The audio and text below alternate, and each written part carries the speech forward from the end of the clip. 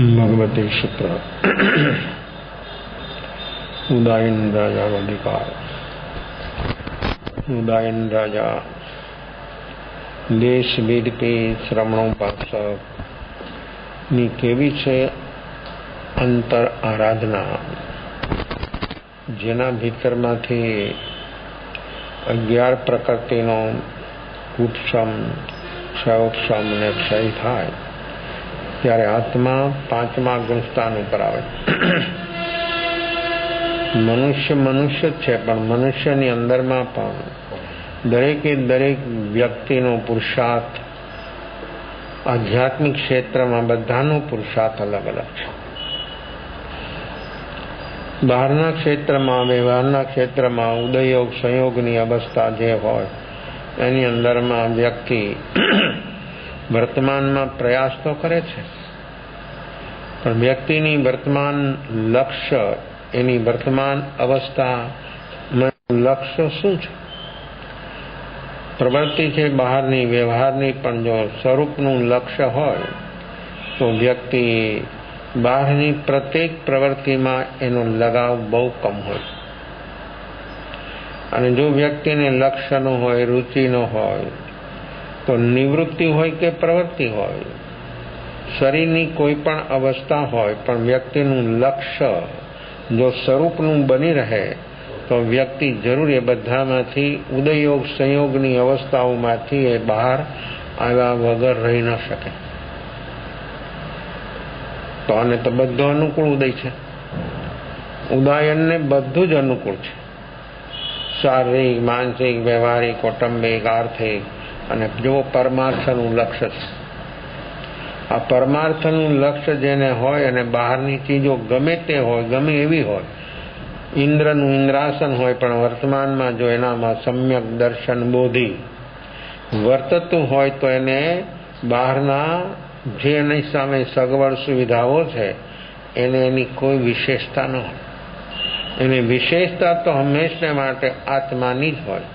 અને જે આત્માની વિશેષતા સમજે અને એને અનુભવે બોધિ સમ્યક દર્શનથી, બુદ્ધિથી તો કદાચ સમજાય માણસને આત્માની વિશેષતા, એની મહત્તા, પણ જ્યાં સુધી એનો અનુભવ ન થાય, એ અનુભવ ન થાય ત્યાં સુધી વ્યક્તિનો લગાવ ભીતરથી કદી છૂટી શકતો નથી. વૈરાગ્યની વાત પણ કરે, બહારનો ઔપચારિક વૈરાગ્ય પણ હોય, વસ્તુનો ત્યાગ પણ હોય, 2-4 ચીજોનો જ ઉપયોગ કરતો હોય અને જીવનભર એવી રીતે વ્યક્તિ જીવતી હોય, પણ એનું લક્ષ્ય, એની રુચિ, વર્તમાનમાં એ વ્યક્તિનું લક્ષ્ય અને રુચિ શું? જો રુચિ સ્વરૂપની હોય અને લક્ષ્ય જો સતત નિરંતર જો એને આત્માનું લક્ષ્ય રહેતું હોય કે મારો સ્વભાવ શું? વ્યવહારની પ્રવૃત્તિઓમાં જોડાવા છતાં વ્યક્તિનું રુચિ અને લક્ષ્ય જો સ્વરૂપનું હોય તો એ વ્યક્તિ બહારની પ્રવૃત્તિઓમાં રોકાવા છતાં એ વ્યક્તિને મામૂલી કર્મ થાય. અને જો વ્યક્તિ નિવૃત્ત છે, પ્રવૃત્તિ જ કાંઈ નથી, પણ લક્ષ્ય નથી, રુચિ નથી, તો વ્યક્તિ પ્રવૃત્તિ નહીં હોવા છતાં વ્યક્તિને જે કર્મ બને છે એ કર્મ વધારે લાંબી સ્થિતિનું બને. આપણી માન્યતા એવી છે કે કર્મ પ્રવૃત્તિથી થાય, પ્રવૃત્તિમાં ન જોડાય તો વ્યક્તિને કર્મ ન થાય. તો એ તો મન જે ત્રસ જીવો છે એની પ્રવૃત્તિ હોય. જે સૂક્ષ્મ નિગોદના જીવો, 5 ઠાવરના જીવો, એને તો કોઈ પ્રવૃત્તિ નથી. ઠાવર એટલે સ્થિર એક જગ્યાએ, તો એને પ્રવૃત્તિ નથી. તો પણ જો એને કર્મ જ ન હોય, પ્રવૃત્તિ ન હોય તો કર્મ ન હોય, એવી જો માન્યતા વ્યક્તિની હોય તો એને જ કાંઈ પ્રવૃત્તિ, કોઈ પ્રવૃત્તિ નથી. એક ક્ષણ માટે પણ હલવું ચલવું નથી. માણસ 1 કલાક બેસે એમાં 70 વખત નહીં, અનેક વખત હલે ચલે અને એનું મને ઠેકાણે ન હોય. તો આ તો સ્થિર, છતાં જો કર્મ થાય. ફેર એટલો કે એ જીવોને, એકંદરી જીવોને જે કર્મ સ્થિતિ બને છે એક સાગરની બને, એક સાગરની સ્થિતિ બને, આટલી ન બને. અને મનુષ્યને સ્થિતિ બને તો 70 ઉત્કૃષ્ટ. મનુષ્ય પાસે બધું ઉત્કૃષ્ટ છે. કર્મની સ્થિતિ પણ અને સ્વભાવ પણ જો વ્યક્તિ એકંદરી જીવો છે 5 સ્થાવર, અહીં કાંઈ પ્રવૃત્તિ નથી, કર્મ છે, પણ અહીંયા મુક્તિ નથી. મુક્તિ તો મનુષ્ય શરીરથી જ બને છે. તો આ મનુષ્ય પાસે બધું ઉત્કૃષ્ટ છે. કર્મની સ્થિતિ બોલો, ગતિ જાતિ સ્થિતિ બોલો, બધું ઉત્કૃષ્ટ.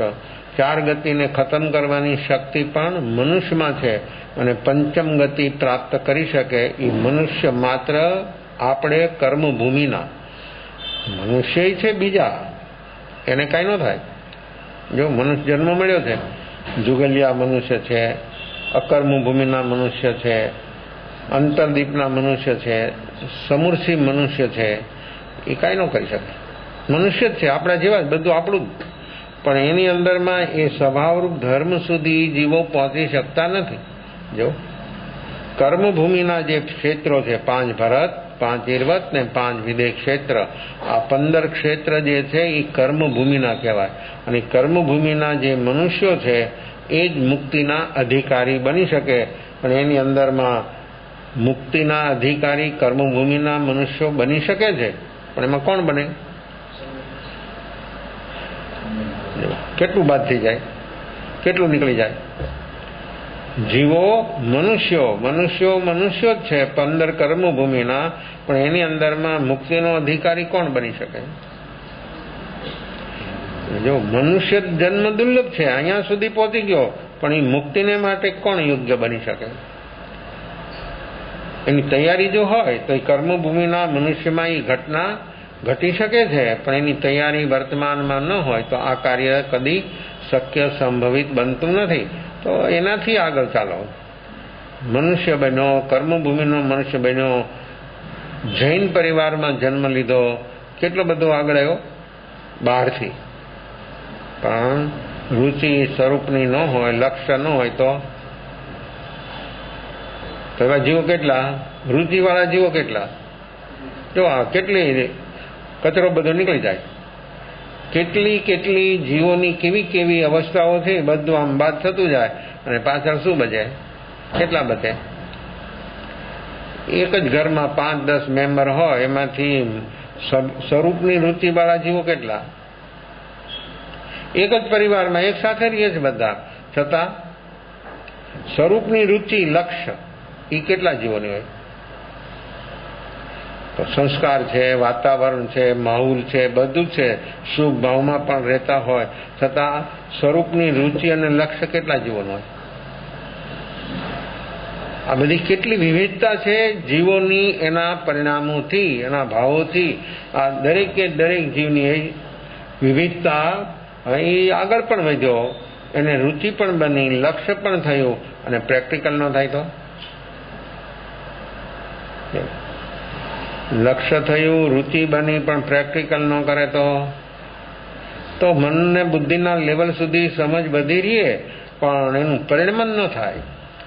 એ સમ્યક પ્રકારે પરિણમન તો ત્યારે જ થાય, તેને જ થાય કે જેના અંદરમાં આવું સમ્યક દર્શન બોધિ જેને પ્રાપ્ત થાય, એના અંદરમાં જ એ સ્વરૂપસ્થ થાય અને એનું પરિણમન સ્વરૂપને અનુરૂપ થઈ શકે. આવું પરિણમન આ સમજ આવી, બુદ્ધિના લેવલ સુધી બધું સમજે છે, બીજાને સમજાવી પણ શકે છે. એવી પણ ક્ષમતા હોય ઘણાનામાં કે પોતે સમજે અને બીજાને પણ સમજાવી શકે, પણ પોતે પ્રેક્ટિકલમાં ન આવે તો એનું કામ ન થાય. પોતાનું કામ કરવું હોય તો કોઈ પણ વ્યક્તિ પ્રેક્ટિકલમાં જો રહીએ, પ્રેક્ટિકલમાં જો આવે તો આ કામ શક્ય સંભવિત બની. પ્રેક્ટિકલમાં જો ન હોય તો આ કિનારે આવીને પણ અટકી જાય અને પાછો આ ભવસાગરમાં, ભવ સમુદ્રની અંદરમાં એ ક્યાં પહોંચી જાય એની કાંઈ ખબર ન પડે. કિનારે આવ્યો, મહા મહેનતે કેટલા જન્મો, અનંત જન્મોથી ધબીને આ સંસાર સાગરને પાર કરીને કિનારા ઉપર આવ્યો. મનુષ્ય જન્મ આપણે કિનારો છે. હવે આ રુચિને લગન ન થાય તો વ્યક્તિ પાછો એ સંસાર સાગરમાં પચ્ચાનું પૂર્વી કરે અને ક્યાં પહોંચી જાય અને કેવી જીવોની આ અવસ્થાઓ બધી બની જાય છે. તો આ જીવનું પરિણમન તો ત્યારે જ બને કે પ્રેક્ટિકલ બને. તો પ્રેક્ટિકલ વગર પરિણમન ન બદલે. જે રાગદ્વેષ રૂપ અવસ્થા ચાલી રહી છે એ એનું પરિણામ વિભાવરૂપ છે. એ સ્વભાવરૂપ પરિણમન ક્યારે થાય? જો વાંચે, ચિંતન, મનન બધું કરે, શુભ ભાવ પણ હોય, પણ પરિણમન ન બદલે, પરિણમન અશુભમાંથી શુભમાં થયું પણ શુદ્ધમાં, તો ત્યારે જ આવે અને ત્યારે જ એ વ્યક્તિ નિર્વિકલ્પ જો વર્તમાનમાં બને તો જ એનું પરિણમન બદલી જાય. અને પરિણમન બદલે તો બધું જ બદલી જાય. એના પરિણામ, જે જીવના પરિણામ બદલે એનું બધું જ બદલી જાય. બદલવું ન પડે. ગમે એવી અવસ્થા હોય ને ગમે એવું ક્ષેત્ર હોય, ગમે એવા યોગ સંયોગ હોય, અનુકૂળ હોય કે પ્રતિકૂળ હોય, પણ જેનું ભીતરમાં આવું. હવે આ બધું પરિણામ ક્યારે બદલે કે વ્યક્તિમાં વર્તમાન જાગરણ સાક્ષી ભાવ છે. વૃત્તિ બની, લક્ષ્ય બન્યું, પણ જાગરણ સાક્ષી ભાવ. જો આ પ્રેક્ટિકલ શરૂ થયું.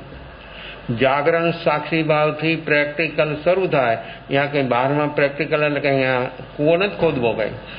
એને મહેનત તો કરવાની જ નથી. મહેનત જે કરવી છે જે રીતની, એ મહેનત તો કોઈ દિવસ એને, આમાં મહેનત નથી, આમાં તો મહેનત બધી મટી જાય એવું કામ છે.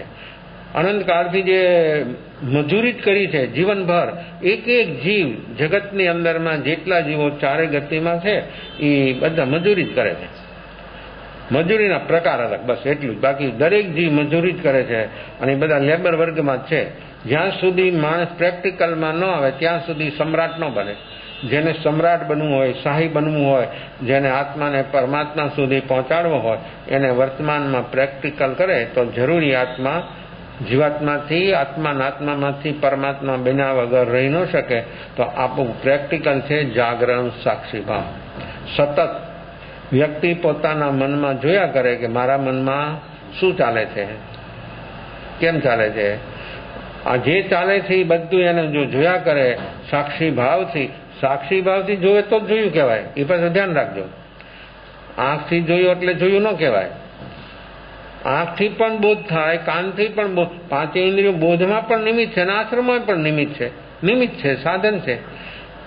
સાંભળવામાં કાન સાધન છે, આંખ જોવામાં સાધન છે, નાક સૂંઘવામાં, જીભ બોલવામાં, હાથ પગ ચાલવામાં. તો આ બધા સાધનો છે. પણ એ સાધનો પાપ પુણ્યમાં પણ સહયોગી છે અને સંબરમાં પણ સહયોગી છે. પણ જ્યારે જીવ પૂર્ણરૂપ અવસ્થામાં સ્થિર થઈ જાય ત્યારે યોગ અલગ થઈ જાય, યોગ શુભ બની જાય અને ઉપયોગ શુદ્ધ બને. એટલે જ્ઞાન ઉપયોગ. એ જ્ઞાન ઉપયોગ બને ત્યારે એનું પરિણમન સ્વરૂપમાં જ થાય, ત્યારે વિભાવમાં ન જાય.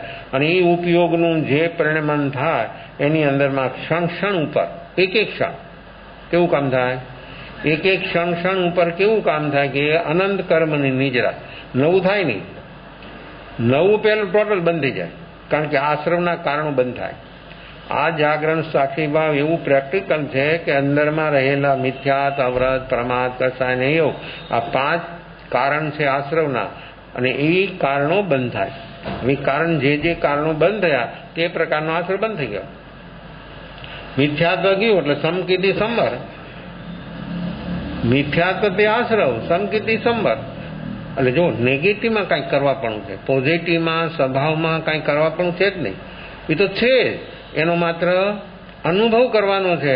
અને અનુભવ કરવા માટે વ્યક્તિ જ્યાં સુધી વર્તમાનમાં ન ટકે, વર્તમાનમાં ન જીવે ત્યાં સુધી એ વ્યક્તિ કદી અનુભવ સુધી પહોંચી શકતી નથી. તો અનુભવ જો આપણે કરવો હોય આપણો સ્વયંનો, તો એ વ્યક્તિ વર્તમાનની અંદરમાં ઉજાગરણ સાક્ષી ભાવ જો હોય તો એને જરૂર એ વિકલ્પોથી માણસ બહાર આવી જાય અને જરૂરી આત્મા સ્વરૂપમાં સ્થિર થાય. તો એનો ઉપયોગ જગજોર થતાની સાથે બધા વિકલ્પ, જેટલો ઉપયોગ જાગ્યો, જેટલો ઉપયોગ જાગે એટલા અંદરમાંથી કારણો પેલું મિથ્યાત્વ જાય. આ ક્રમથી જ થવાનું કામ. જાગરણનું બળ જેટલું વધતું જાય એટલે અંશે અંદરમાં મિથ્યાત્વ પહેલું જાય, પછી અવરત, પછી કષાય, એક એક પછી એક જે જેને સપોર્ટર છે એ બધા હટતા જાય. અને આત્માની જે ચીજ સહજ છે એ બધી એને અનુભવમાં આવતી જાય. જેટલા કારણો દૂર થાય એટલા એ ગુણો, આત્માના જે ગુણ છે એની ઉપર જે આવરણ છે, સંકિત શ્રદ્ધા એ ગુણ છે. તો શ્રદ્ધા ગુણ ઉપર આવરણ છે દર્શન મૂન એટલે મિથ્યાત્વનું. એ જાગરણ સાક્ષી ભાવથી હટ્યું તો શું આવ્યું બહાર? એની પર્યાય. શ્રદ્ધા ગુણ છે અને સંકિત તો એની પર્યાય છે. એ પર્યાય એની નિર્મળ બની. જો આવરણ હટી ગયું તો પવિત્રતા આવી. કપડાં પહેરીએ મેલા થાય ને, પછી એને ધોવે ને, તો ધોવે એટલે ધોનારને ખબર પડતી જાય. જેમ જેમ સાબુ દઈને ચોળે, પાણીમાં પલાળીને મૂકી દે તો મેલ જાય. શું કરે? ધોવે એટલે એમના પાણી બોળીને આમ કરીને મૂકી દે તો એ ધોયા ના કહેવાય, પલાળ્યા કહેવાય. પણ માણસ કે ને કે પલાળે એટલે તો પલાળે એટલે મુંડાવવું પડે. આ વ્યવહાર શબ્દ છે, પણ એની અંદર સૂચિત શું છે? સૂચિત શું હોય આમાં? આ કહેવતમાં શું સૂચિત છે? શું કહે છે? શું કહેવા માંગે છે? પલાળ્યું એટલે શું? મસ્તક મુંડાવવું પડે? તો માણસો કે ને પલાળે એટલે મુંડાવવું પડે, પણ શું મુંડાય? શું કરે? જો અમુક કહેવતો એવી હોય છે કે આર પાર ઉતરી જાય, પણ માણસને ખબર નથી હોતી. આપણા અંદરમાં જે રાગ દ્વેષ છે ને એ ભીનાશ છે, એનામાં ચીકણાપણું છે. એટલે જો રાગ દ્વેષમાં ચીકાશ છે, સ્નિગ્ધતા, તો કર્મ વર્ગના છે એ વૃક્ષ છે. એટલે અહીંયા જેવા ભાવ છે એટલે પહેલું એટલે મુંડાવવાનું. શું મુંડાવવાનું? જન્મ મરણ. આ જન્મ મરણ દુઃખ સહવાનું એને. પણ માણસ અંદરમાં જો વ્યક્તિ જાગરણ સાક્ષી ભાવમાં હોય તો એના જે કારણો છે, એટલે રાગ દ્વેષ, કર્મબંધનનું કારણ તો મેઇન રાગ દ્વેષ છે. પ્રવૃત્તિ હોય કે નિવૃત્તિ હોય, રાગ દ્વેષ ચાલુ છે, કર્મ થઈ જ રહ્યા છે. કર્મથી જેને બહાર આવવું હોય એને કામ પેલું એ જ કરવાનું કે રાગ દ્વેષથી બહાર આવે. હવે આપણે સાંભળીએ છીએ, માનીએ છીએ, પણ જ્યારે નિમિત્તો આવે આપણી સામે ત્યારે આપણી હાલત શું થાય? આપણી અવસ્થા કેવી બની જાય? એટલે જો એ પલ્લી ગયો એટલે મુંડાવાનું. હવે શું મુંડાવાનું? કર્મ થયા એટલે જન્મ મરણની પરંપરા એની ચાલવાની, એ પરંપરામાંથી જો એને બહાર આવવું હોય તો વર્તમાનમાં સજાગ સાવધાન જો રહી શકે તો એ કપડાં ધોવે, સાબુ દઈ જેમ ઘસે એમ ચોળે, એમ એનો મેલ એની સાથે એકરૂપ થયો છે તે અલગ થતો જાય. ધોનારને ખબર થાય, પાણી એનું મેલું નીકળતું જાય, અંદરમાં મેલ છે એ પાણીથી એનું સાફ થાય, કપડું ચોખ્ખું થઈ જાય, ખબર થઈ જાય કે કપડું હવે ચોખ્ખું થઈ ગયું. પછી એમાંથી સાબુ કાઢીને, જો કપડાને ચોખ્ખું કરવા માટે સાબુ લગાવવો જોઈએ, અને સાબુને પણ પાછો અંદરમાં રહી ન જવો જોઈએ. અને સાબુ રહી જાય તો પણ, કપડામાં સાબુ રહી જાય તો ઘણા એમ બોલે કે આ બાઈ છે ને કપડાં ધોય પણ અંદર સાબુ બરાબર કાઢતી નથી. એટલે ઉતાવળ હોય ને એને તો એક કામ થોડું છે. એ કામ કરનારા હું જોઉં ઘણી વાર, એ બુહારી લગાવતા હોય, પટ્ટો મારતા હોય જોઉં. આ રૂમ છે ને 5 મિનિટ ન લાગે, અને વાળવામાં ને પટ્ટો મારવામાં આ રૂમ આખાને 2 મિનિટ ન લાગે, એની બહાર નીકળી જાય. એની ઝડપ જે છે કામ કરવાની એ આમ લાગે આમ ઉપર આમ થાય, પણ એમાં જોર હોય જ નહીં. કપડું ફરતું હોય પણ એની સાથે એનું જોર હોય જ નહીં. તો આવી બધી અવસ્થાઓ જો એ કામ કરે છે, અને પછી વ્યક્તિ પોતે કરે તો અહીંથી આ રૂમ સાફ કરવો હોય, બુહારી લગાવી પટ્ટો મારો હોય તો કેટલો સમય લાગે? ઓલાને 2 મિનિટ કે 5 મિનિટ બસ. જો કેવું કામ થાય. તો એ કપડાં ધોવે ત્યારે પાછું કપડામાંથી મેલ કાઢવા માટે સાબુ લગાવવો જોઈએ, પણ સાબુ અંદર રહી જાય તો શું થાય? તો જો શરીરને નુકસાન થાય. સાબુ જો કપડામાં રહી જાય તો શરીરને નુકસાન થાય. જો આપણને ખબર પડે છે એટલી, તો એમાંથી સાબુ પણ કાઢી નાખે એટલે એકદમ કપડું ચોખ્ખું થઈ જાય. પછી એને સુકાવી નાખે. આપણે અંદરમાં આ કાર્ય જે આપણું વર્તમાનમાં ચાલી રહ્યું છે, આપણું જીવન દિનચર્યા, એ દિનચર્યામાં જો આપણા અંદરમાં જાગરણ સાક્ષી ભાવ હોય ને તો આપણને ખબર થાય કે આ પ્રવૃત્તિમાં કઈ ક્વોલિટીનું કર્મ થયું, એમાં કેટલું ભીંજાવાપણું થયું, એમાં કઈ ક્વોલિટીના રાગ દ્વેષ થયા. જો વ્યક્તિ એટલી સજાગ ને સાવધાન હોય એ પ્રવૃત્તિમાં તો એ વ્યક્તિને ખબર થાય. પછી એ પ્રવૃત્તિ જમવાની હોય, બોલવાની હોય, ઘરનું બીજું કોઈ કામ કરવાની પ્રવૃત્તિ હોય, એ બધી જ પ્રવૃત્તિની અંદરમાં વ્યક્તિમાં જો પ્રવૃત્તિ જ છે, પણ પ્રવૃત્તિ સાથે એકરૂપ જે થવાપણું છે તે બેહોશીથી છે. અને જો વ્યક્તિમાં હોશ હોય તો પ્રવૃત્તિ હોય એકદમ બિલકુલ પરફેક્ટ કામ થાય, પણ એની અંદરમાં એ પ્રવૃત્તિની સાથે વ્યક્તિ એકરૂપ ન થાય, એટલે એની સાથે ચીપકે નહીં.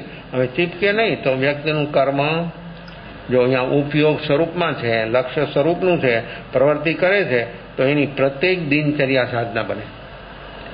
વ્યક્તિની અંદરમાં લક્ષ્ય, રુચિ અને લક્ષ્ય જો હોય અને એનું જાગરણ સાક્ષી ભાવ જો સતત હોય તો એની સમગ્ર દિનચર્યા, આપણી સમગ્ર દિનચર્યા સાધના બને. કારણ કે સાધનાની અંદરમાં બેસે પણ જીવને કામ તો એ જ કરવાનું છે કે રાગ દ્વેષથી ઉપર ઉઠવું છે, તો એનામાં જાગરણ હોય એની પ્રવૃત્તિ વ્યક્તિ કરતી હોય.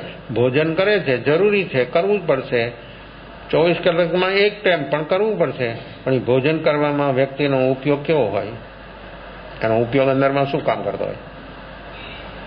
જો ઉપયોગ બરાબર સજાગ હોય, ઝગઝોર હોય, તો એ વ્યક્તિની અંદરમાં એ ભોજન જે કરે છે એ ભોજન સાથે વ્યક્તિ એક રૂપ ન થાય. ખબર બધી પડે, ખારું, ખાટું, તીખું જે કાંઈ છે એના ટેસ્ટનું છે કે નથી ટેસ્ટનું એ પણ ખબર, પણ એ ભોજનની સાથે એના રસમાં રસરૂપ ન થાય. ભોજનમાં ષડરસ ભોજન છે, એની અંદરમાં જે પ્રકારના રસો છે એની અંદરમાં પોતાનો રસ ન ભળે. ભોજન કરે છે છતાં એમાં એનો રસ ન ભળે. આવું ભોજન કરે તો શું થાય? કેવું કામ થાય? જમવું તો જરૂરી છે, અને જરૂરી જે છે એ ક્ષમ્ય છે. જરૂરી જે છે તે ક્ષમ્ય છે. અપ્રયોજનભૂત જરૂર વગરનું આપણું એટલું બધું ચાલે છે એ કોઈ દી ક્ષમ્ય છે નહીં. ક્ષમ્ય તો તે જ છે. અને વ્યક્તિ જો આવું જોશપૂર્વક, જાગૃતિપૂર્વક કામ કરે તો એની દિનચર્યા સાધના બને. તો એ સાધનાની અંદરમાં એ દિનચર્યા એની સહયોગી બની જાય. તો ભોજન કરે, શરીરને જરૂર છે અને આપે, સાથે સાથે એના ભાવ પ્રાણનું પોષણ થાય.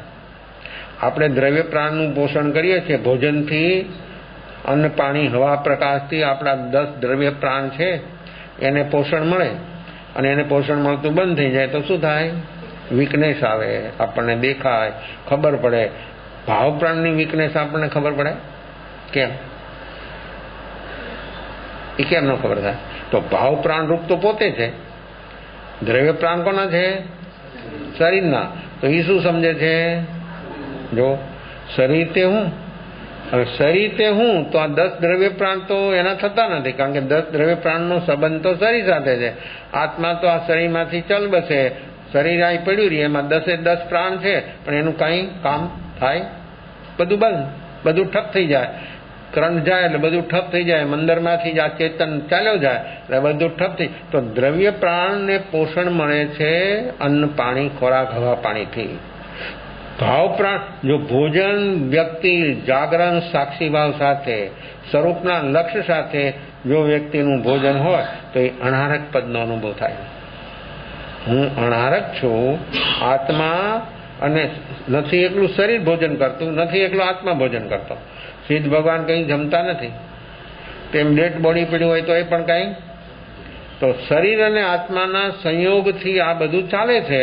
તો એની અંદરમાં વ્યક્તિમાં આવું જો જાગરણ સાક્ષી ભાવ પૂરેપૂરું હોય તો એ ભોજન કરતો હોય, પણ એની અંદરમાં એની રસ અને રુચિ સ્વરૂપની જ હોય. એના અંદરમાં સ્વરૂપ જ ઘૂંટાતું હોય, અને સ્વરૂપનું એવું ઘૂંટન ચાલતું હોય તો એમાં એને ભાવ પ્રાણનું પોષણ મળે.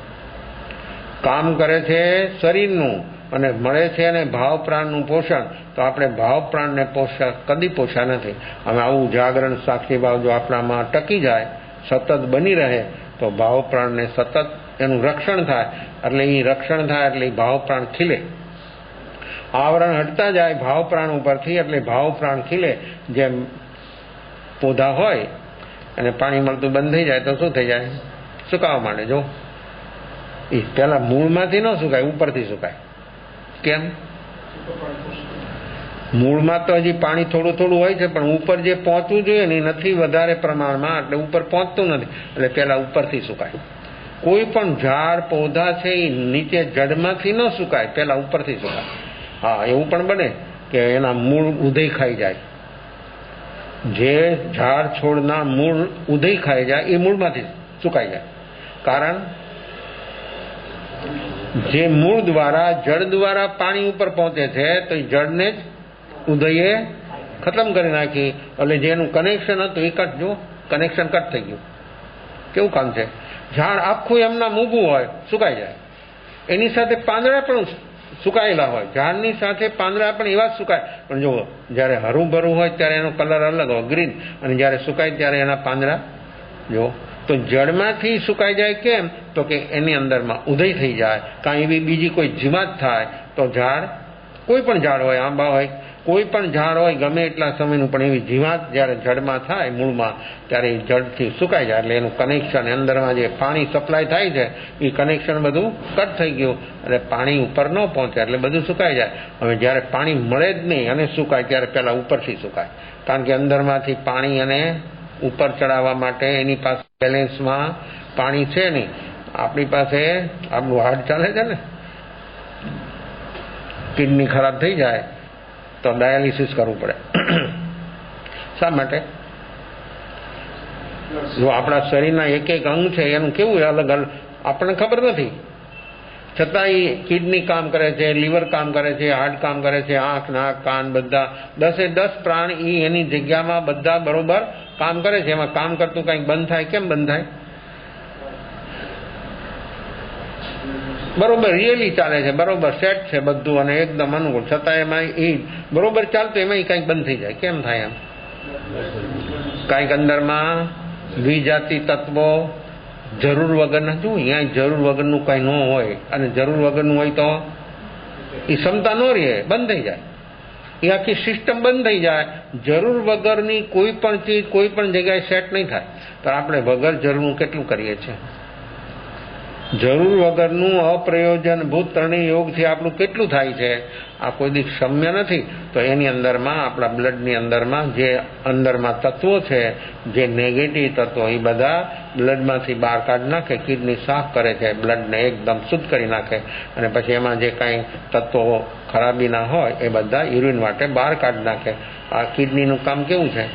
એને ચોખ્ખું રાખે. અહીં બગડી જાય એ સિસ્ટમ, એટલે જો આવ્યું યંત્ર ડાયાલિસિસ. તો ડાયાલિસિસ કરવામાં કેટલી તકલીફ થાય? ડાયાલિસિસ કરે ખર્ચ તો થાય, પણ એમાં તકલીફ વ્યક્તિને કેટલી થાય? 5-6 કલાક એને સુઈ રહેવું પડે એક જ આસનમાં. જો કોઈ એક આસનમાં 5-6 કલાક હુએ, રાતે નીંદરમાં હું તો ને તો કેટલી વાર ગોથા ખાય. નીંદરમાં પણ માણસ કેટલી ઓલો આમ સુઈ રહેવું પડે, એને હલાય નહીં, ચલાય નહીં, કાંઈ ન કરે. તો આવી બધી શિક્ષાઓ જે અનુભવે છે, ભોગવે છે, એક સિસ્ટમ ખરાબ થઈ અંદરમાં તો આવું થાય. તો હવે આપણી બધી સિસ્ટમ અંદરમાં જ્યારે ઉપયોગ જાગે છે ત્યારે આત્માની સિસ્ટમ બધી વ્યવસ્થિત બની જાય. અને જ્યાં સુધી ઉપયોગ આપણો ન જાગે ત્યાં સુધી આ ભાવ પ્રાણ રૂપ સિસ્ટમ બધી ખોરવાઈ ગઈ છે, એ આપણને ખબર નથી. એટલે એને પોષણ આપણે આપવું છે ભાવ પ્રાણને. તો ભાવ પ્રાણને પોષણ ત્યારે મળશે કે જીવ જ્યારે જાગરણ સાક્ષી ભાવમાં જીવશે ત્યારે એને ભાવ પ્રાણને પોષણ મળે. અને ભાવ પ્રાણને જેટલું પોષણ મળે, અપ્રયોજનભૂત જેટલું છે એટલું બધું છૂટતું જશે. અને પ્રયોજનભૂત તો બહુ મામૂલી છે. દરેક વ્યક્તિને 8-10 કલાક કામ વ્યક્તિ કરતી તો લિમિટ છે. અપ્રયોજનભૂતની કોઈ લિમિટ જ નથી, ખૂટે જ નહીં કોઈ દિવસ. અનંતકાળથી ચાલે છે તોય નથી ખૂટતું. તો એક જન્મમાં કેમ ખૂટે? આ ચાલ્યા જ કરે છે. એનું અનુસંધાન ન તૂટે ત્યાં સુધી આ અપ્રયોજનભૂત બધું ચાલ્યા જ કરવાનું. મન જ જુઓ ને, આપણું વિચારો પ્રયોજનભૂત છે કે અપ્રયોજનભૂત છે? તો કેમ ચાલે છે? એટલે ખબર છે આપણને. જો આપણા મનમાં વિચારો અંદર ચાલે છે એની આપણને ખબર નથી. આમાં શું સમજવાનું? 99% ભૂતકાળ તો જરૂરી છે. ભૂતકાળ તો મૃત ડેટ. છતાં આપણે અંદરમાં કેટલો સ્ટોર થયો છે? કેમ સ્ટોર થયો છે? જો બેહોશી આ પલાળ્યું પછી શું કરવાનું? જોઈ લો, ઉદયોગ સંયોગ આ કન્ટિન્યુઅસ, એની ક્યુ તૂટતી જ નથી, તોડવાનો પ્રયાસ જ નથી કર્યો. એને કઈ હાથ પગથી કઈ તારી તાકાત ગમે એટલી લગાવે, હાથ પગથી આ ક્યુ કોઈ દિવસ ન તૂટી શકે. હાથીમાં કેટલી શક્તિ હોય, કેટલી તાકાત. સાંકળે બાંધ્યો હોય ને ઉન્માદ બને ને, એનામાં એવો ઉન્માદ પ્રગટે સાંકળ તોડ નાખે. પણ અંદરમાં જે રાગ દ્વેષની ક્યુ છે એ ન તોડી શકે. જો શારીરિક શક્તિ કેટલી છે? લોખંડની હાંકળ તોડ નાખે, જંજીરને તોડી નાખે, ભાગે. ઉન્માદ એમ જીવની અંદરમાં બેહોશીથી જ ઉન્માદ વધે. પ્રકૃતિ છે અંદરમાં, પણ જો હોશ હોય તો પ્રકૃતિ ખતમ થઈ જાય અને એના બધા ઉન્માદો શાંત થઈ જાય, સ્વસ્થ થઈ જાય અને વ્યક્તિ એમાંથી બહાર આવી જાય, કારણ જ ખતમ થઈ જાય. તો આવી શારીરિક શક્તિ છે, એનાથી આવું બને. પણ અંદરમાં એ હાથી પણ એ રાગ દ્વેષની કીવને ન તોડી શકે. એ તૂટે તેને, અને એ તોડી શકે તે કે જેના અંદરમાં જાગરણ સાક્ષી ભાવ પ્રગટે તો થાય, તો કામ થઈ જાય, સચમુચ થઈ જાય. પછી કોઈ પણ જીવ હોય, પણ જેને અંદરમાં આવું જાગરણ સાક્ષી ભાવ સ્વરૂપ લક્ષ્ય બને અને અંદરમાં કોઈ પણ એક ચીજ આત્મા વિશેની જો એને સ્પર્શી જાય તો જરૂર એનું કાર્ય થયા વગર રહી ન શકે. મેઘકુમારનો આત્મા જો હાથીનો ભાવ, પ્રાણીઓ પણ જો જાગે છે ત્યારે કોઈ પણ હોય ઘટના ઘટ્યા વગર રહી જ ન શકે, પણ એ સંઘની જોઈએ.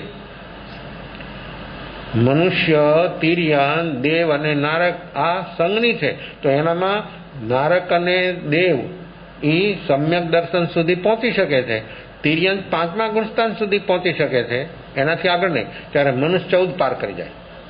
મનુષ્ય 14 ગુણસ્થાન પાર કરી જાય અને એના નિજ સ્વરૂપની અંદરમાં એ જામી જાય, આવી અવસ્થા મનુષ્યથી છે. તો એ મેઘકુમારનો આત્મા, હાથીનો બહુ પૂર્વ, એના પહેલા એનો હાથીનો ભાવ હતો એ જ જંગલમાં. એનાથી એને અનુભવ હતો કે આ ગરમીની મોસમમાં આ જંગલમાં દાવાનળ લાગે છે. કેમ લાગે દાવાનળ? હવા એટલી બધી ચાલે, અને બાંબુ હોય ને આમાં અલગ અલગ ન હોય, એના ઝુંડ હોય, જથ્થો, અને એટલું ગીચ હોય કે કોઈ માણસ અંદરમાંથી પ્રવેશ ન કરી શકે, ચાલી ન શકે, એટલું બધું ગીચ હોય. અને હવા એવી ચાલે એનાથી એના ઉપરના ભાગમાં એનું અર્થિંગ થાય, ઘસાય. એટલા બધા જોરથી ઘસાય હવાથી કે એની અંદરમાંથી અગ્નિ પ્રગટે. અને જેવો અગ્નિ પ્રગટે એટલે નીચે કચરો તો પત્તા બધા પડ્યા જ છે જંગલમાં, એ માટે સળગવા અને લાગે દાવ. પછી હવા હોય એટલે જે બાજુની હવા હોય એ બાજુ નીચે તો કચરો એટલો બધો જથ્થાબંધ છે એ માંડે જલવા. તો એની અંદરમાં પ્રાણીઓ, પશુઓ, પંખીઓ કેટલા એને પોતાનો ભૂતકાળનો અનુભવ હતો. આ બીજા ભવમાં, હાથીના ભવમાં એને જોયું એવી અને અંદરમાં સંજ્ઞા થઈ કે આ દાવાનળ લાગે છે, અને હાથીમાં ઘણી ઘણી સંજ્ઞાઓ છે અને ઘણું સમજી શકે છે. એને ટ્રેનિંગ આપવામાં આવે તો મનુષ્ય જેટલું બધું કામ કરી શકે, મનુષ્યથી વધારે કામ કરી શકે. તો એને એમ થયું કે આ બધા પ્રાણીઓને બચાવવું છે, કારણ કે દાવાનળ લાગે જ છે તો મરી જ જાય છે જીવો. અને જે જંગલ હતું, જંગલની મધ્યમાં એક જબરજસ્ત પોતે, અને એની નીચે 500 હાથણી હતી. આ હાથીની નીચે આ 500 નો અધિકારી હતો, માલિક. એની નીચે એ બધાને ભેગા કરીને એક સાથે એને કામે લગાડી દીધા. બધાને વૃક્ષો મોટા મોટા હતા, તાકાત તો ઘણી હતી, બધા ભેગા થઈ ઉખેડીને દૂર દૂર ફેંકી દીધા. મેદાન, ગ્રાઉન્ડ બનાવી દીધું. પછી થયો વરસાદ, ટીપી નાખ્યું. લાના જેવું આમ સોલિડ થઈ ગયું કે અંદરમાં ઘાસનો એક અંકુર ન ફૂટી શકે. આ તો જંગલ છે, વરસાદ થાય એટલે ગમે ત્યાં ઘાસ ઉગ્યા વગર રહી જ ન શકે. પણ એવું એને સોલિડ બનાવી દીધું કે ઘાસ ઉગવાની સંભાવના જ ન રહે. પાછું ચોમાસું પૂરું થયું, શિયાળો ને પાછો ઉનાળો લાગ્યો દાવાનળ. પશુ માંડ્યા ભાગવા. જુઓ, દરેક જીવને જીવવું ગમે છે, દરેક જીવને સુખ ગમે છે. કોઈ જીવને મરવું ગમતું નથી. કોઈ પણ અવસ્થામાં એની ગમે એવી શારીરિક, માનસિક, વ્યવહારિક, કૌટુંબિક, આર્થિક ગમે એવી પોઝિશન હોય, હાવ એટલે કંઈ જ ન હોય જેની પાસે, તો પણ એને કોઈ એમ કે તું મરી જાતો. જીવન અને સુખ દરેક જીવને પ્રિય છે, કોઈ જીવને દુઃખ પ્રિય નથી, કોઈ જીવને મૃત્યુ મંજૂર નથી. પણ એ જ્યારે આવે છે ત્યારે એને સહવાની એની પાસે ક્ષમતા નથી, જાગરણ નથી. અને જાગરણ ન હોય તો એ સહી ન શકે. એટલે પાછું થાય આર્તરૌદ્ર ધ્યાન. જો આનું આજ જે અનંતકાળથી ચાલી જ રહ્યું છે, અને આ અનંતકાળ સુધી ચાલશે, જ્યાં સુધી જીવ વર્તમાનમાં નહીં જાગે ત્યાં સુધી. એવું મોટું જબરજસ્ત માંડલું બનાવી દીધું, એને ગ્રાઉન્ડ બનાવી દીધું. એટલે દાવાનળ લાગ્યો એટલે બધા પશુ માંડે ભાગવા. હવે અહીંયા જો એને ખબર પડે કે અહીં આ આશ્રય સ્થાન છે, આપણે અહીંયા બચી શકશું. નાનું મેદાન નહોતું, બહુ વિશાળ મેદાન બનાવ્યું હતું, આખું ભરાઈ ગયું. હાથી પણ એક કોર્નર ઉપર, એક ખૂણા ઉપર ઊભો છે. 500 તો હાથણી એ સિવાયના બીજા પ્રાણીઓ ચારે બાજુ દાવાનળ, જે ગ્રાઉન્ડ બનાવ્યું છે એની ચારે બાજુ દાવાનળ જલે છે. એમાંથી એક બાજુથી એક ખરગોશ, એક સસલું ભાગતું ભાગતું આવે છે. અહીંયા આવે છે ત્યાં તો આખું મેદાન ભરાઈ ગયું. સસલાને બેસવાની જગ્યા નથી. સસલું કેવડું હોય, આ તમે 4 માણસો બેઠા ને એની વચ્ચે 2-4 સસલા સમાઈ જાય. એટલી જગ્યાએ મેદાનમાં નહોતી. શું થાય? એને તો બચવું હતું. આ હાથી જે મેઇન છે એને શરીર ઉપર કાંઈ ખણ આવી અને એ હાથી પગ ઊંચો કરે છે, એની હાથીના પગની જગ્યા મળી, અહીંયા બેસી ગયો. અને ઓલો પગ જ્યાં નીચો રાખવા જાય છે ત્યાં એને સસલાને જોયું. હવે શું થાય છે એની પર પગ મૂકે તો? હાથીના પગ નીચે સસલું બચી શકે? એનો પગ આમ અડતાની સાથે એના પ્રાણ નીકળી જાય. શરીરે નાનું ને એટલું બધું મુલાયમ. હાથી જોવે છે કે આ બચવા માટે આવ્યું. જો એની સંજ્ઞા છે, હજી સંજ્ઞાથી જ કામ થાય છે બધું. આ બચવા માટે આવ્યું છે તો મારે આની પર પગ ન મુકાય. અને જો હું પગ મૂકીશ તો આનો દાવાનળ થઈ જશે, ખલાસ. પગ ઊંચો રાખ્યો. સમ્યક દર્શન પહેલા 5 લક્ષણો છે. એમાંથી એકાદ લક્ષણ પણ જીવની અંદરમાં આવું ઉત્કૃષ્ટ બની જાય તો એ જીવ સમ્યક દર્શનને યોગ્ય બની જાય. સંવેગ, નિર્વેગ, અનુકંપા, આ ચોથું લક્ષણ. અને 5મું આસ્થા. આ અનુકંપા જોઈ લો. અનુકંપા, બીજા જીવોની પ્રત્યે આપણી અનુકંપા, બીજા જીવોને બચાવવાનો ભાવ. વગર મોતે મરી રહ્યા છે જેને આપણે કહીએ ને અકસ્માત થાય તો શું થાય એનું, એમ આ દાવાનળની અંદરમાં તો બધો અકસ્માત જ છે. એ જીવ અહીંયા બચવા આવ્યો છે. આની અંદરમાં આવી એક અનુકંપા ઊભી થઈ. એ અનુકંપાનો ભાવ એવો એનો દ્રઢ બીનો પગ એને ઉપર રાખી દીધો. દાવાનળ 3 દિવસ 3 રાત સુધી જલ્યો ચારે બાજુ. દાવાનળ શાંત થઈ ગયો. 3 જો બાજુમાં પ્રાણીઓ બેઠા હતા. સિંહ પણ હતો ને હરણ પણ હતા, બધા પ્રાણીઓ હતા. સિંહને બીજા જીવોને મારવાનો ભાવ ન થયો. કેમ? 1 દિવસ 2 દિવસ નહીં, 3 દિવસ પાણીને નિર્જળ આપવા અઠમ તપ થઈ ગયો બધાને. સેંકડો બંધ હતા. જો મજબૂરીથી બધું કરે ને. આ ભાઈ સાહેબ એમ કે મને તો ઉપવાસે ન થાય, એકાસણું ન થાય, મને કાંઈ ન થાય, હું કરું એટલે આમ થઈ જાય. પણ એવી કઠોળે ભરાઈ જાય ક્યાંય અને એવી તકલીફમાં આવી જાય તો એ પાણી ન મળે, કાંઈ ન મળે, ત્યારે કેમ થઈ જાય? આવી હોનારતો થાય છે, જલ હોનારત, આવા ભૂકંપો. ત્યારે અમુક જીવો એવી પરિસ્થિતિમાં હોય છે કે જિંદગીમાં કોઈ દિવસ કાંઈ ન કર્યું, જે નહીં ગમે તે હોય, ભૂખ્યો જ ન રહી શકતો હોય, પણ અહીંયા કેમ રહે? એટલે જો મજબૂરીથી દરેક જીવ બધું દુઃખ સહન કરે છે. દરેક જીવ દરેક ગતિમાં, પણ જાગરણ સાક્ષી ભાવથી, લક્ષ્યથી, આત્માના લક્ષ્યથી જીવે કોઈ દી કાંઈ કર્યું નથી. કોઈ દી નથી કર્યું. સ્વરૂપ લક્ષ્યથી જો માણસનું આમ થોડુંક થાય ને તો ઉગી નીકળે. અને કેવું ઉગે કે એને મુક્તિના ફળ સુધી પહોંચાડી દે. પણ માણસ કોઈ દિવસ સ્વરૂપ લક્ષ્યથી કાર્ય કરવા માટે તૈયાર નથી થયા. મજબૂરીથી દરેક વ્યક્તિ ચારેય ગતિમાં બધા સહન કરે છે. 3 દિવસ 3 રાત દાવાનળ જલ્યો, શાંત થઈ ગયો. જેવો દાવાનળ શાંત થયો જે બાજુથી એ બાજુ માંડ્યા પશુ ભાગવા. 3 દિવસની પ્યાસ, ચારે બાજુ એક તો સૂર્યની ગરમી, બીજી અગ્નિ ચારે બાજુ. એટલી પ્યાસ હતી જળાશય જ્યાં હતા એ બાજુ માંડ્યા ભાગવા બધા. મેદાન ખાલી થઈ ગયું. થોડી ક્ષણોની અંદરમાં આખું મેદાન ખાલી થઈ ગયું, બધા આવી ગયા. ઓલું સસલું બી ગયું. હા, હાથી એક ઊભો હતો. એને પણ તરસ લાગી હતી. એને પણ થયું કે હું પણ ચાલુ જાઉં. એ પગ જેવો નીચે મૂકવા જાય છે. 3 દિવસ 3 રાત સુધી આમ પગ રાખ્યો, ઊભા રહીએ. એક પગે ઊભા રહ્યો. કેટલી ટાઈમ? આપણને 2 પગ છે ને, તો 2 પગ, એક પગે આપણે ઊભા રહ્યો કેટલીક મિનિટ ઊભા રહી શકીએ?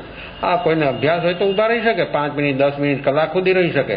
પણ પછી પગ થાકી જાય. એક પગ ઉપર ઉભા રહે એટલે વજન બધું એક પગ ઉપર આવે એટલે માણસ થાકી જાય. આ હાથી જેવું શરીર મોટું, 3 પગે ઉભો રહ્યો, એક પગ એની નસો પકડાઈ ગઈ, પગ જેવો નીચે મૂકવા જાય છે ગબડી પડ્યો, એટલો પડી ગયો. કોણ ઉભો કરાવે એને? એને ઉભો કોણ કરે? 3 દિવસની ભૂખ અને પ્યાસ, પડી ગયો. એટલી પ્યાસ છે, બધા વ્યા ગયા, કોઈ પશુ નથી. જોજો હવે આ ભાવ શું કામ કરે છે? પશુના ભાવમાં પણ કોઈ પણ જીવ સંગની છે, સંગનીના ભાવની અંદરમાં આ ભાવની વિશેષતાઓ છે. અને એ ભાવ એને એવો વિકલ્પ ન થયો અંદરમાં કે આ 3 દિવસ 3 રાત મેં આ જે પગ ઊંચો રાખ્યો એ ખોટું થયું. કામ તો બધું પૂરું થઈ ગયું ને. માણસનું કામ સારું થઈ ગયું હોય ને તો પણ માણસ એટલું નેગેટિવ થિંકિંગ કરે કે એ પોઝિટિવ સારું થયું ને એના ઉપર પાણી ઢોળ કરે, બધું ખતમ કરી નાખે, હાવ સાફ કરી નાખે. કેવી કેવી માણસની વિચારધારાઓ બને છે.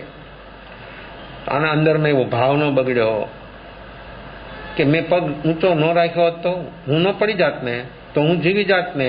હવે તો નક્કી જ હતું કે મૃત્યુ જ છે, કારણ કે હવે એને કોઈ ઊભું કરે, અગર અહીંયા કોઈ પાણી અને પાવા આવે એવી તો કોઈ પરિસ્થિતિ છે નહીં. એ બીજા 3 દિવસ ને 3 રાત એ પગ ઘસડે છે.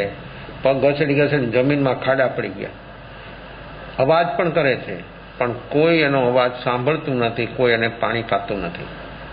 પ્યાસ એટલી છે પણ એના ભાવ ન બગડ્યા. જો આ ભાવમાં દરેક વ્યક્તિ સ્વતંત્ર છે, પણ કોણ સ્વતંત્ર રહી શકે?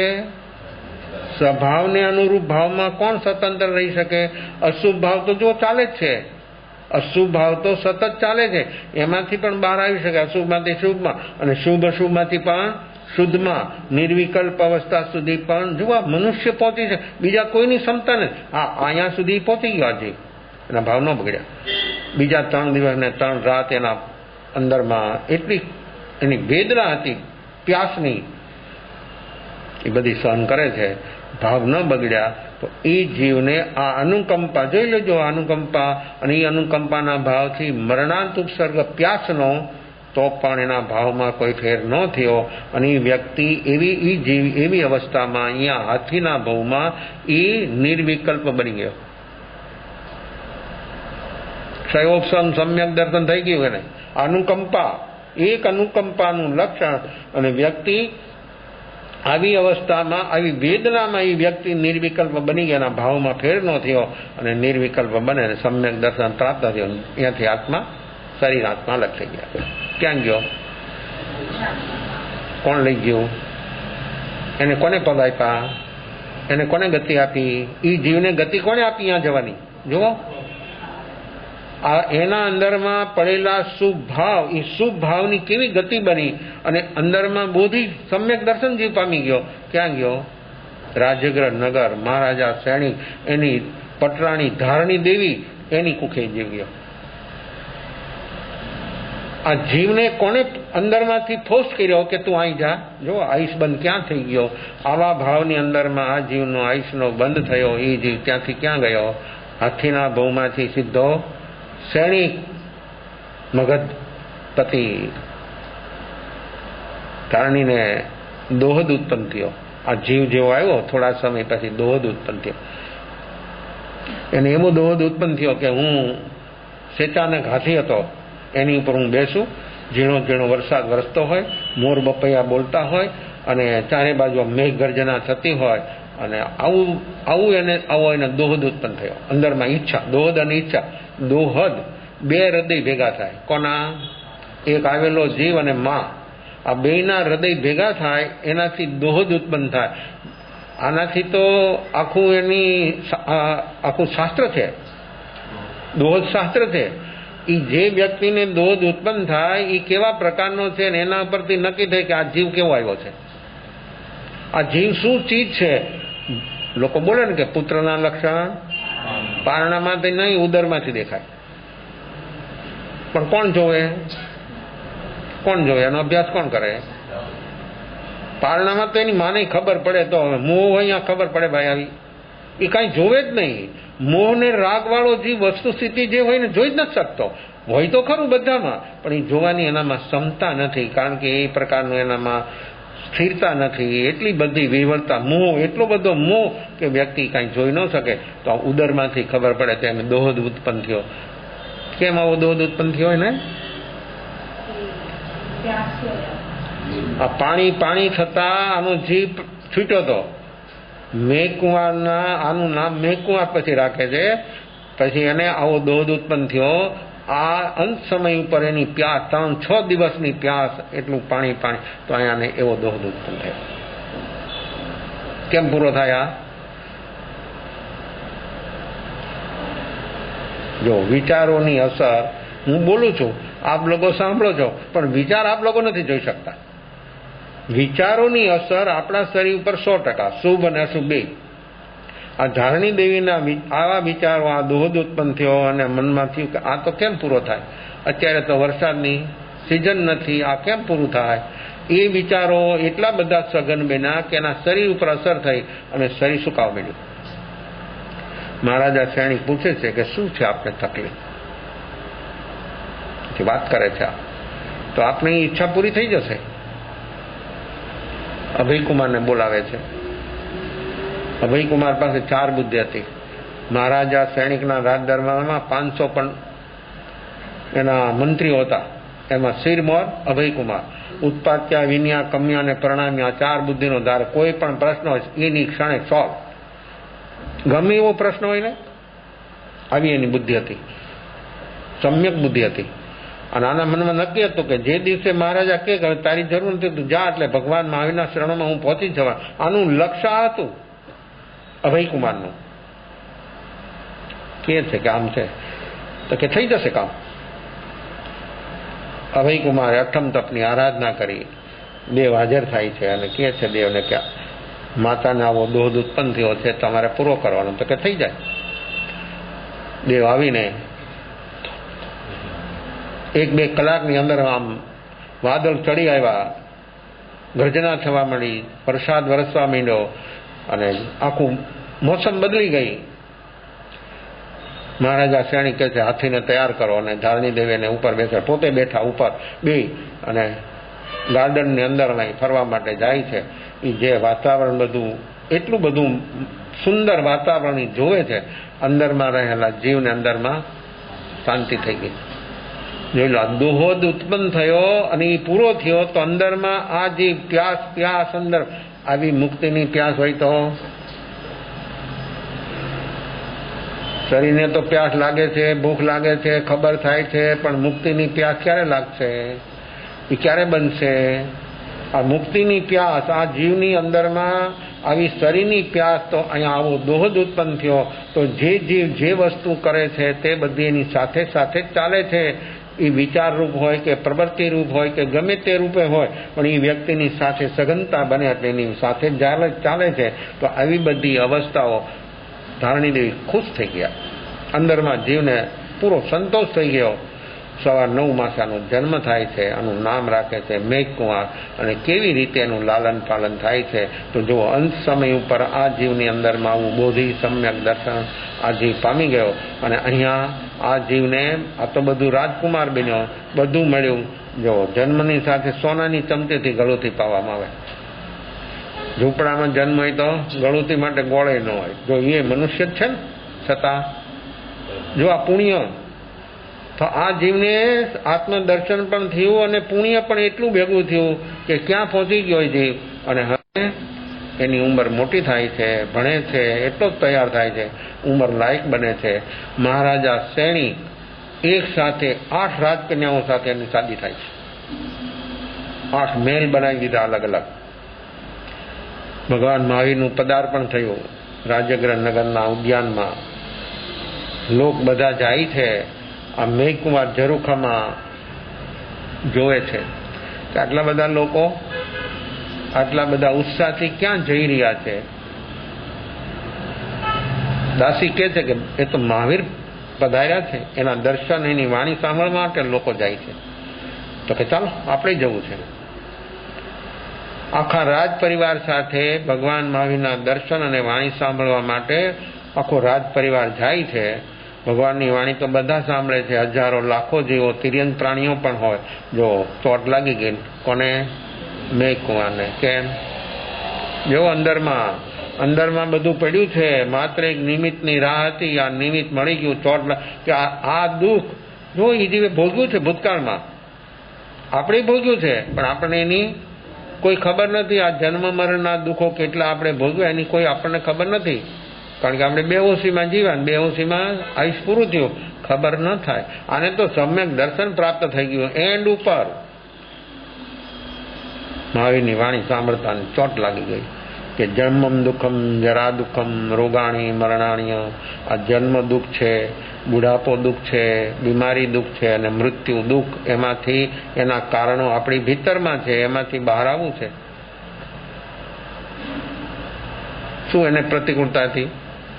લોકોની એવી પણ માન્યતા છે કે પ્રતિકૂળતા હોય અને વૈરાગ પ્રગટે. દુઃખ ગર્ભિત વૈરાગ્ય છે પણ એ ટકે નહીં ભાઈ, એનું બાષ્પીભવન થઈ જાય જલ્દીમાં જલ્દ. પણ જ્ઞાન ગર્ભિત વૈરાગ હોય તો, અને ચોટ લાગી ગઈ અને જ્ઞાન ગર્ભિત વૈરાગ્ય કે અમે આ દુઃખ નથી જોતા, આ જન્મ મરણના દુઃખ નથી જોતા. આવે છે ઘર ઉપર, માતાને કહે છે કે મારે તો ભગવાનના શિષ્ય બનવું છે. કે તું બોલે છે પણ તારી હેસિયત છે? આ તારું શરીર કેવું છે? ગુલાબની પત્ની જેવું તારું શરીર છે, અને તું એ માર્ગ ઉપર જવા માટે તૈયાર થાય છે, તો તું એ માર્ગ ઉપર કદમ ઉઠાવી શકીશ? તો તારી વાત સાચી છે, માર્ગ એવો છે, પણ એ બધો માર્ગ જે છે ને કઠિન કાયરને લાગે. કાયરને દરેક ક્ષેત્રમાં બધામાં જ્યાં કાયર અવસ્થા હોય ને, એટલે પ્રમાદ, કાયરતા મિનિંગ પ્રમાદ. એટલી બધું પ્રમાદ જીવમાં હોય તો ગમે એવી સુલભ ચીજ હોય ને તો પણ એને દુષ્કર લાગે, અને જે પ્રમાદથી ઉપર ઉઠે ને ગમે એવી કઠિન ચીજ હોય ને તો પણ એને સુગમ થઈ જાય, સહજ બની જાય. પ્રમાદ હંમેશને માટે દરેક ક્ષેત્રમાં દરેક જીવને દુઃખરૂપ છે, અને દુઃખ ઊભું કરવામાં પ્રમાદ મેઇન ચીજ છે. તારી વાત સાચી, પણ કાયરને માટે પ્રતિકૂળ છે. વચનામૃત જીન રાજના પરમ શાંત રસમૂળ, ઔષધ જે ભવ રોગના કાયરને પ્રતિકૂળ. કોને પ્રતિકૂળ થાય? કાયર એટલે પરમાત્મા વિતરાગ મળે પણ પ્રમાદથી ઉપર ન ઉઠે તો એનું કાંઈ કામ ન થાય.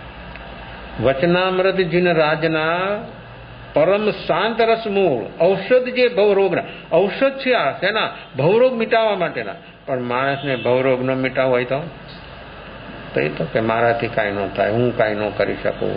આવી જ્યાં વાત આવે ત્યાં હંમેશા માટે સમજવાનું કે જીવમાં પ્રમાદની વિશેષતા છે, અને આવો પ્રમાદ જ્યાં હોય ત્યાં આત્મકલ્યાણ થવું એ બહુ એને કઠિન લાગે.